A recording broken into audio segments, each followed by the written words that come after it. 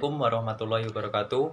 Hello, good afternoon, Ma'am Natifah. Please permit me to introduce myself. I am Rio Ersandi Motar from Nautical 7 Alpha class. My student number is 54171110635 Nautica.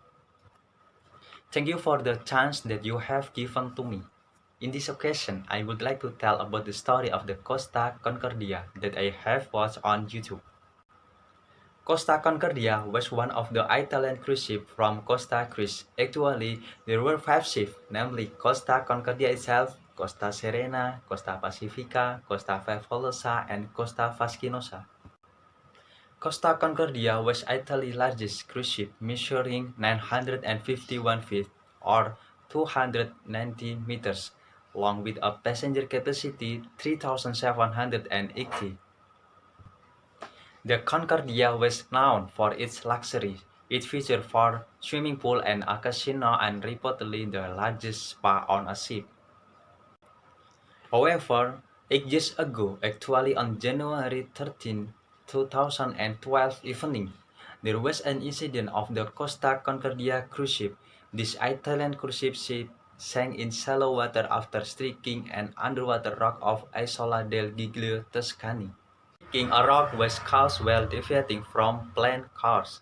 When the ship had approached land, a collision with the rock couldn't be avoided, so that the rock created a massive 50-meter gash and destroyed the hull of the ship, which caused a leak which soon flooded part of the engine room, cutting power from the engines and ship service. It caused the engine room sink, and the generator didn't work. Also, the propulsion didn't work without propulsive power and on emergency electric power. Okay. In addition, with neither the engine nor rudder functioning, the ship could not be steered. Actually, this egregious error due to a series of miscommunication between the captain, first officer, and the officer at the helm is reflected later in the investigative report.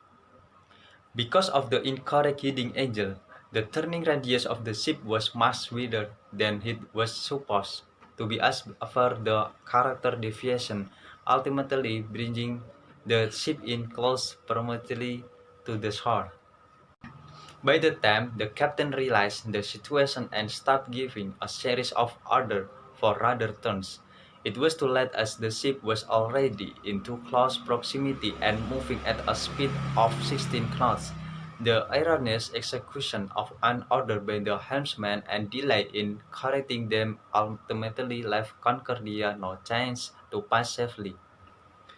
More than 4,200 people were rescued, though 32 people died. Several of the ship's crew, notably Captain Francesco Schettino, were charged with various crimes. Francesco Schettino is an Italian foreman sea captain who commanded the cruise ship Costa Concordia. The captain escaped from the ship during the incident and saved himself by reason of slipping from the ship when it capsized and falling into the lifeboat. He also didn't send a Mayday signal when the ship was about to overturn.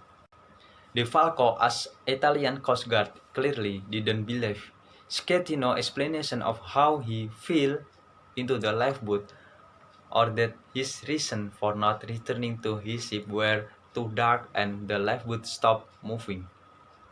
Schettino reportedly lied to the Coast Guard to keep rescuers away. An other passenger away from Master Station delaying evacuation. Then he was sentenced to 16 years in prison. He was called Captain Coward and Captain Calamity. He was even described as Italia's most hated man. Concordia carcass was pulled and taken to the port of Genoa to be refined last July. Due to the size of the disaster and the size of the Costa Concordia ship, people compared this disaster to the sinking of the Titanic 100 years earlier. To sum up what I have learned from this story, when we sailing and having a position, for example being a captain, we have to work according to our responsibility. If there is a problem on board, whether big or small problem, we have to take responsibility for what we have been responsible for. Don't run away, being a coward, or even find fault with others. Finally, if there is a dangerous atmosphere, we must give a Mayday signal to be known by the parties concerned. I think that's all from me, Ma'am Latifah. Thanks for your attention. Wassalamualaikum warahmatullahi wabarakatuh.